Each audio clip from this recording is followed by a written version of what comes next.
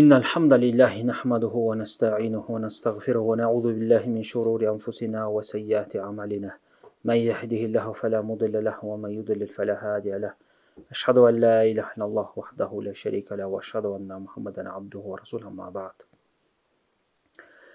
Бүгінгі сабағымыз Бұхари Муслим риwayat қылған Нұғман ибн Башир аттуу сахабанын хадиси. Ал киши ошо пайгамбар саллаллаху алейхи вассаламдан мындай деп хадисти риwayat кылып атат: Иннал халала баййинун ва иннал харама баййинун. Чындыгында адал нерселер ачык айкын баяндалган, жана ошондой эле арам нерселер ачык айкын баяндалган. Вайнахума умурун муштабихату ла я'ламухунна касирун минан нас. Ошол адал менен арамдын ортосунда шектүү бүдөмүк болгон көп нерселер бар, аны көптөгөн адамдар билбейт дейт. Ваман иттака шубахат, ким ошол шектүү күмөнүү нерселерден алыс болуп сактанган болсо, факад истабар алей динихи ва ардихи. Анда ал адам ошо өзүнүн динин жана абийирин коргоптур.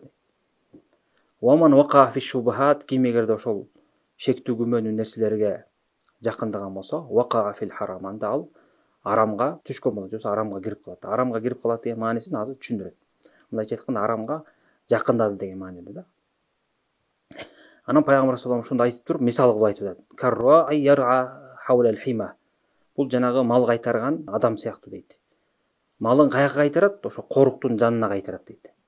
Корулган жерлер бар го, жайыт болобу же башка бул жака мал сал кирбесин деген. Ошонун жанына малын кайтарган малчы сыяктуу дейт да. Ким ошол жанагында шектүү күмөндүү нерселердин жанына барган болсо, ошого жакындаган болсо, ошо корулган жерге барып мал кайтарган адам сыяктуу юшик ан ярта фихи дейт. Ошо кайтарган малы ошол коруктун ичине кирип кетиши ыктымал, кирип оттоп ошол жерди бузуп коюшу ыктымал дейт. Андан кийин пайгамбар саллаллаху алейхи вассалам айтат: "Ала ва инна ликулли маликин хима." Көңгүрулла чындыгында ар бир падашанын өзүнүн коргон коргу бар дейт. Ала ва инна хималлаху махариму.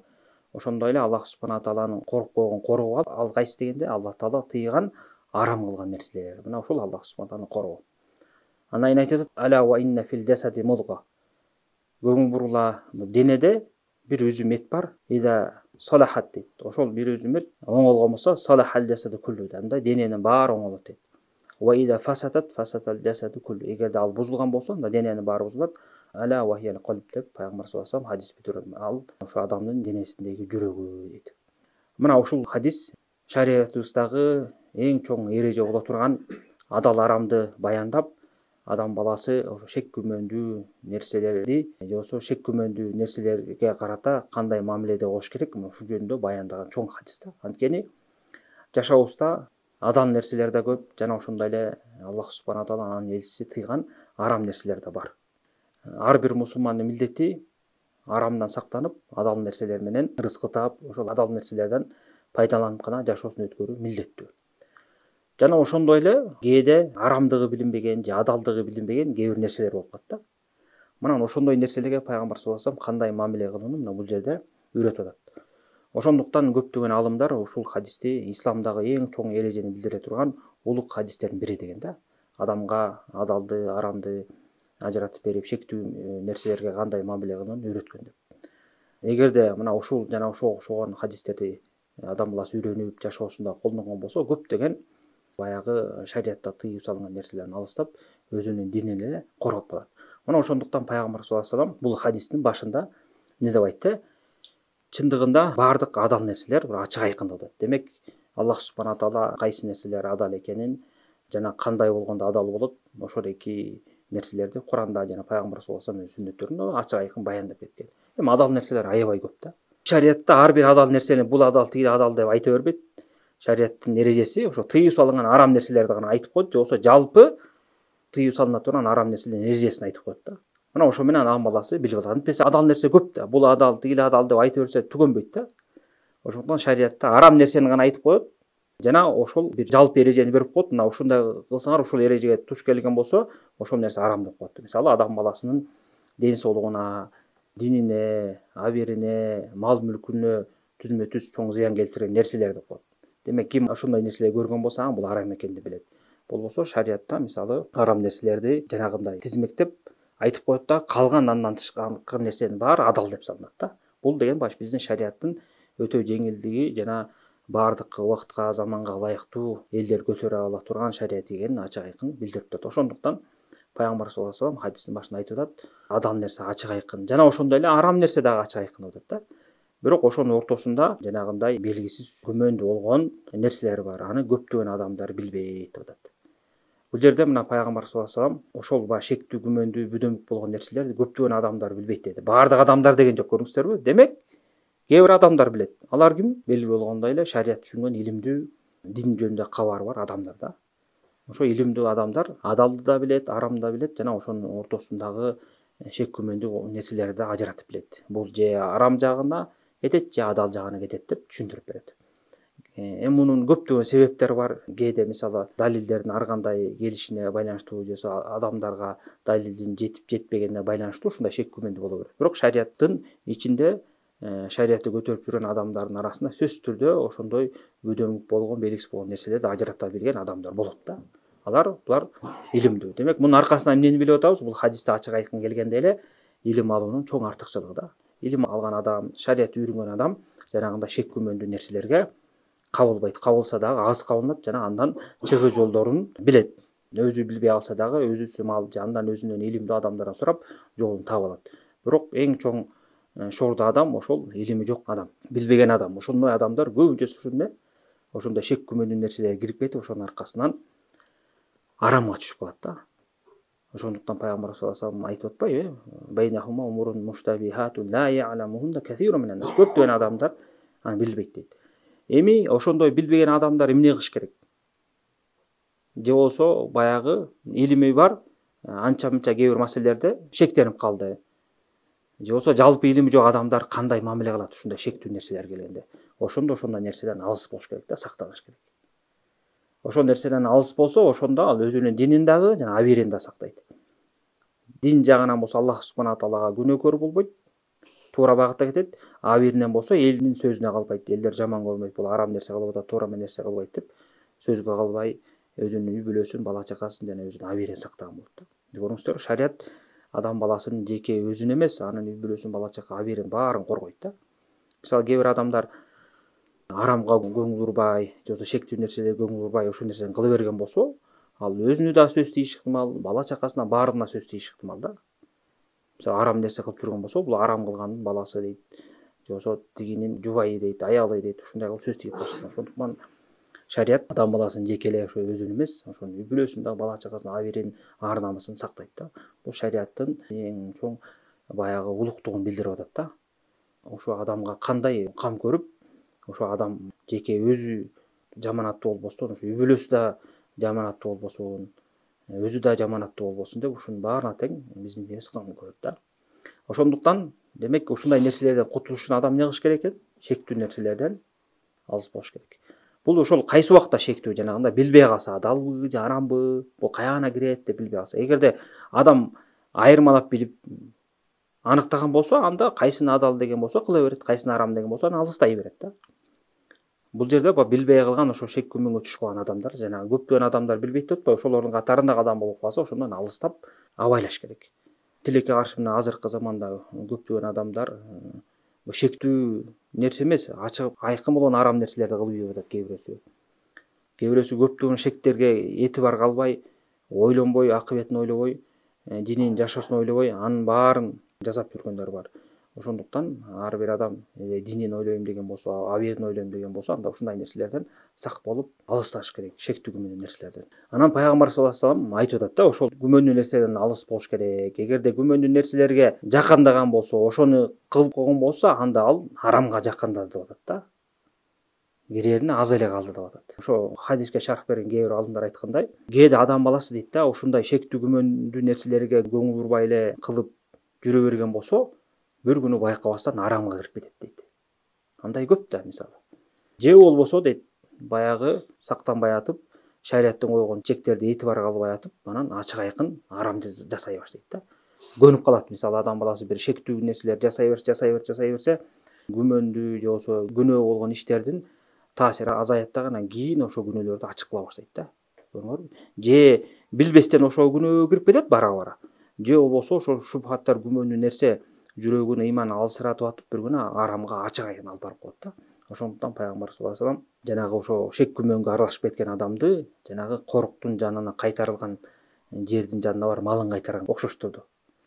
Анткени элестетип көрүңүздөр, мал кайтарган адам эгер алысыраак кайтарып алган болсо, ал кайтарып аткан малын тоса албай калышы ыктымал. Анын баары тең жайылып кирип кеткен болсо, кармай баягы тоса албай калат да. Ошол сыяктуу эле адам баласы нафсисин агытып шек күмөнүү нерселерге аралашып жүрө берген болсо, Алланы сактанбаса, жанагындай коруктун жанына келип малчыга ээ бербей жайылып кеткен мал сыяктуу эле адамдын нафсиси да ошондо жайылып арамга аралашып кетет да.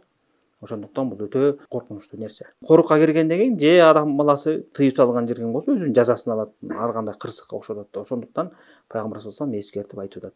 Ушундай сыяктуу болбогула деп. Андан кийин дагы мисал кылып айтып атат. Ар бир падышанын өзүнүн коруп койгон жери бар дейт. Падышанын башчыларынын коруп койгон могул жерге жолбогула, жакындабаган жерлери бар да. Эгерде ким аякка жакындаган болсо, анын жазасын алат да.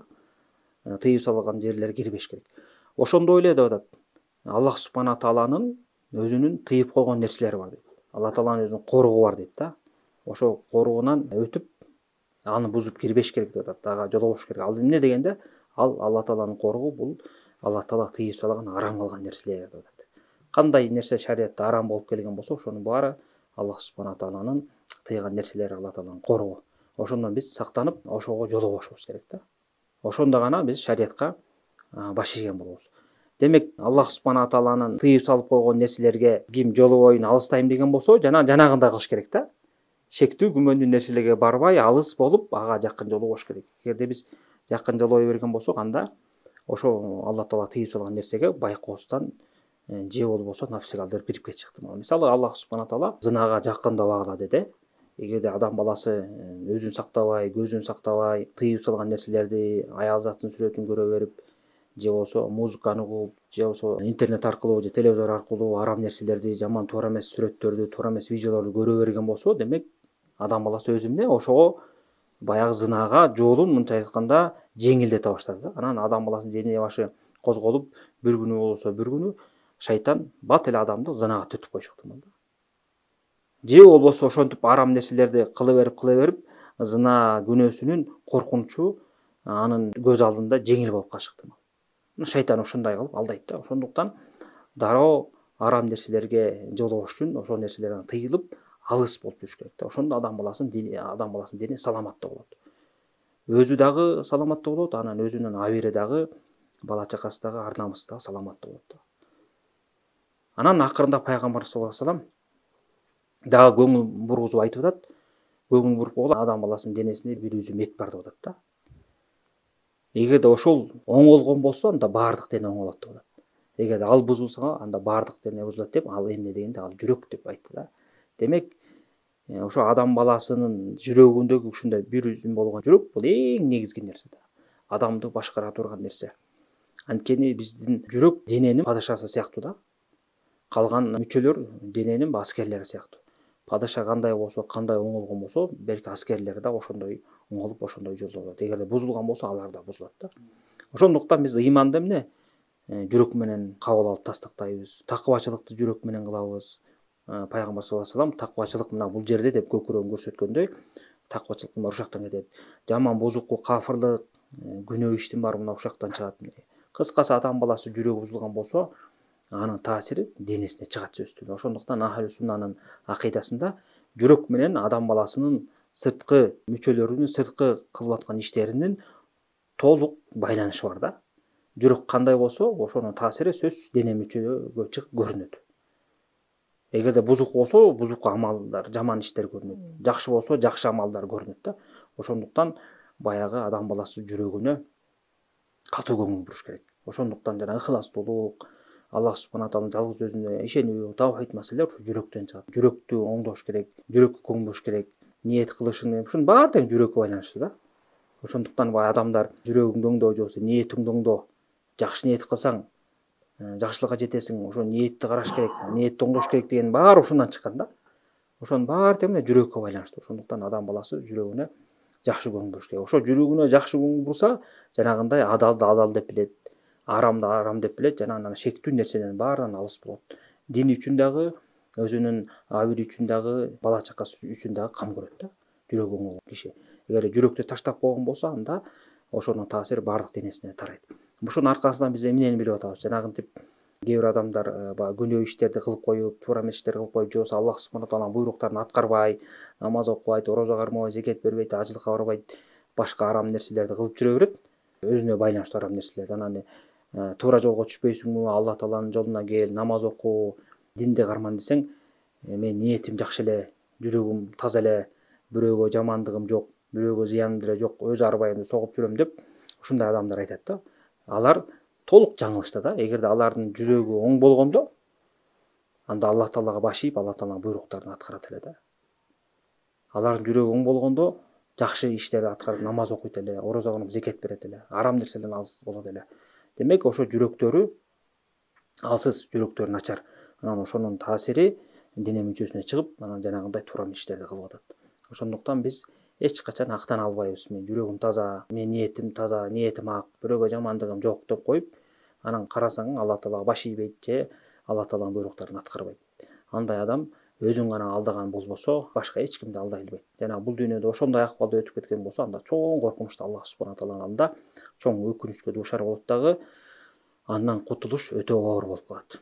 Ошондуктан ар бир адам өзүнүн жүрөгүн жакшылап оңдош керек. Анан дагы ушу биздин хадиске байланыштуу чоң маселе, биз мына бул хадистен чоң эрежени үйрөнүп атабыз. Адам баласына жашоодо эми ар кандай болот да. Турмуш деген ар кандай, кылып аткан ишинде, же бизнесинде, жалпы жашоо турмушунда ар кандай нерселер жолугат. Адал дагы, арам дагы жолугат. Жана ошондой эле экөөнүн ортосундагы адал экени билинбеген же арам экени билинбеген шектүү нерселер жолугат да, мына хадисте келгендей. Анан ушуга мына ушундай хадисте келгендей биз мамиле кылып, ошондон сактанышыбыз керек. Эмнеге ушул нерсени азыр айтып атам? Тилекке каршы мына кээ бир адамдар карапайым мындай илими жок адамды айтпай туралы, кээ бирөөсү динди түшүнгөн адамдар ошо динин сактабастан шек күмөндүү нерселерди көзгө илбей, ошол нерселерге батып кетет да, ошонун аркасынан анан арамга түшүп калып атышат да. Мындай нерселер аябай көп. Мына ырыскы издөөдө, жумуш кыларда, же бир бизнес кыларда, мына ошого окшогон нерселер кыларда адам баласы биринчи ойлош керек да. Мисалы бизнести алалы да. Азыркы заманда азыр интернет аркылуу болуп атат, же башка жол менен бизнес кылуунун түрлөрү аябай өнүгүп кетпеди. Ошондой маалда адам баласынын максаты эптеп эле бир акча табайын, кара курсакты багайын деген кам болбош керек. Адам бала ойлош керек да, мен могу азыр бизнеске кирген атам, могу иш кылган атам, ушул бизнесим, ушул ишим адалбы же арамбы деп ойлонуш керек да.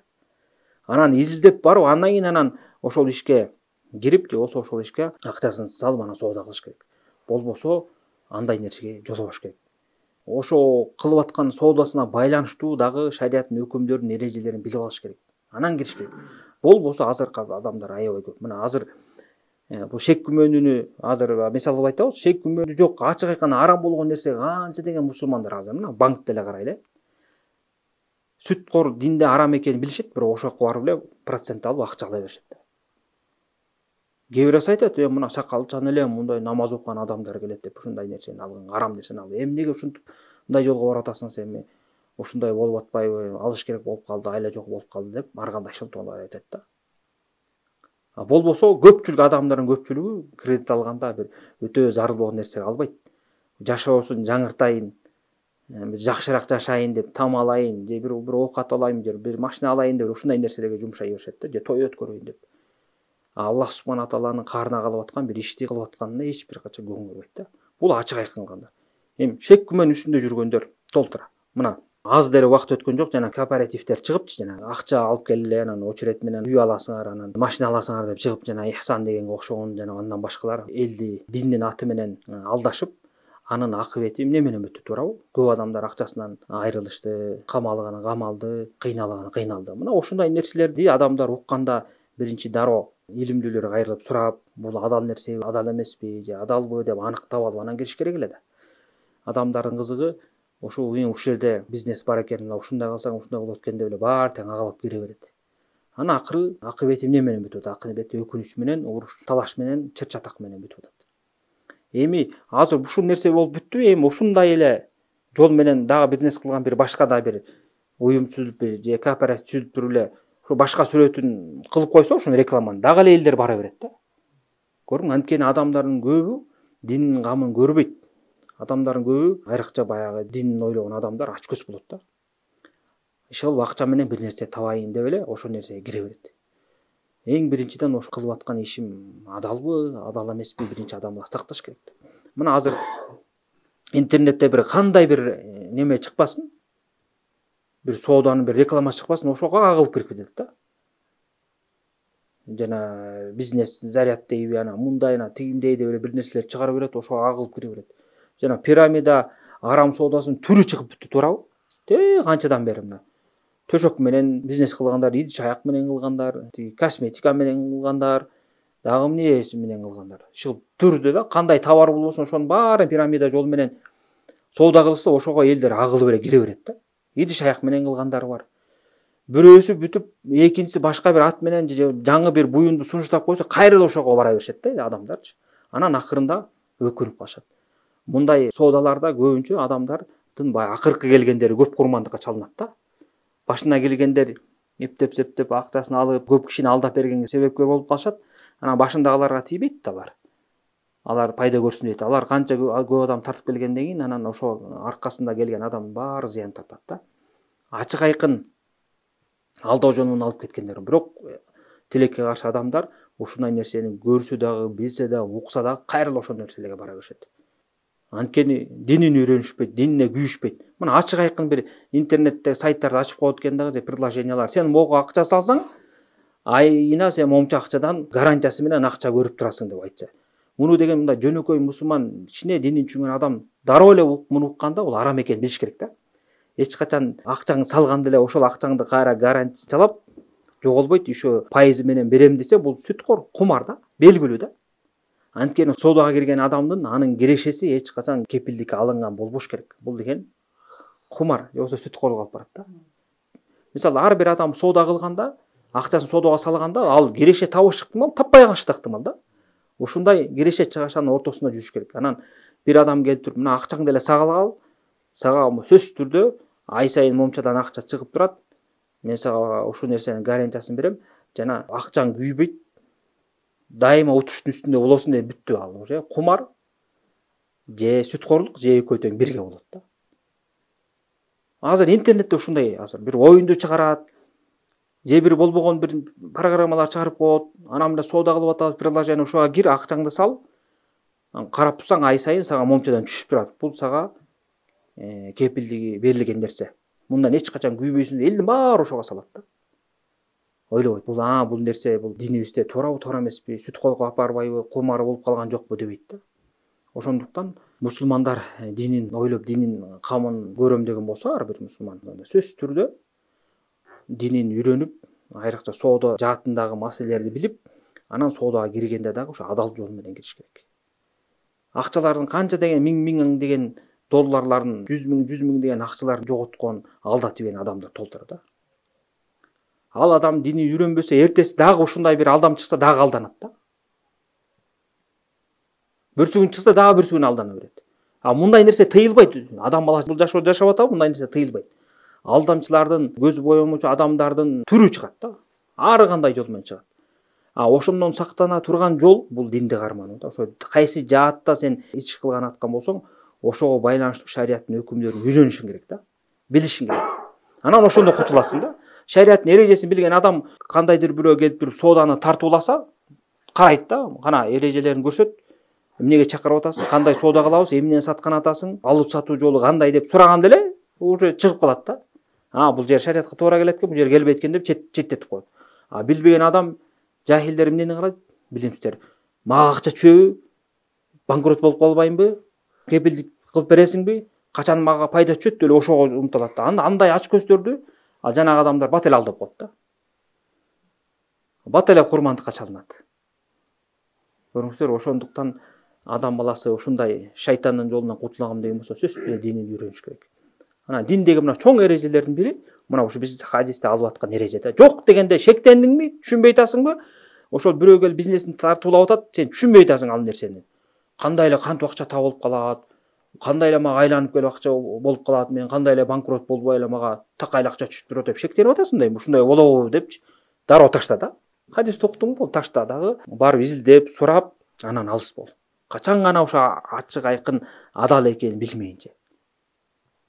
Ошон шектенип алып туруп анан ушул нерсеге кирип кетпей да. Мына өткөндө эле тааныштардан бирөө сурап калды, жанагы эмне бизнес заряд деп атты беле. Ошону приложение чыккан турбайбы, акчаңды салат кезиң анан бир заряд берет дейби, аны бирөөлөр телефондорун, аппараттарын заряддайт дейби, ошо тез заряддайт дейби, ушундай бир чумдук неме экен да. Анан ошого бир топ эле акчасын салып кирип алыпты да. Салып алып туруп андан кийин шектенип сурап атат да, ошо салып алдым белең ушул нерсеге туурабы, туура эмеспи, шектенип калдым кийин депчи. Бул туура эмес нерсе да. Ошону биринчи алдын ала билиш керек болчу да. Ошо салып алгандан акчаңды кантип чыгарасың аны нерсе? Анан айтып берүүсү боюнча ал ошо шариятка каршы келген эреже менен жүргүзүлөт экен да.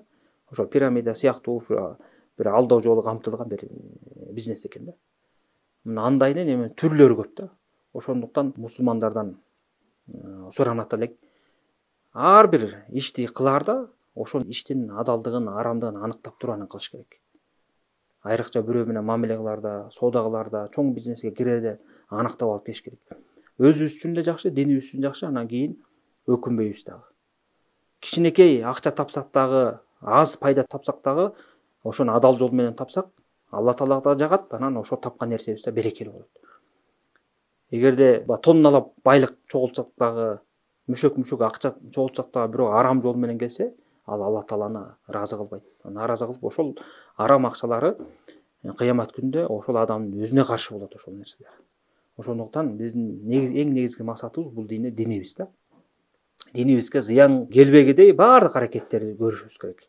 Мейли бийликке барсак дагы, жумушка барсак дагы, дыйканчылык кылсак дагы, сапарга чыксак дагы, соода кылсак дагы, бирөө менен мамиле кылсак дагы, үй бүлө курсак дагы, ушунун баары тең биздин динибизге пайда алып келе тургандай, кызмат кыла тургандай нерсе болуш керек. Эгер ошол нерселерде кандайдыр бир түрлөрүндө же болбосо жалпы ошо айтылган нерселердин бирөөсүндө эле динге зыян алып келе турган нерсе болгон болсо, анда адамыбыз ушундай нерседен алысташ керек. Ошондо гана чыны таква жана бактылуу адамдардын катарына кирет. Аллах субхана таала баарыбызды арам нерселерден алыс кылсын, шек күмөнүү нерселерден алыс кылсын жана жалпы мусулман элибизге ошо диндеги туура чүнүктү берсин, диндеги илимди насип кылсын. Аллаху алам.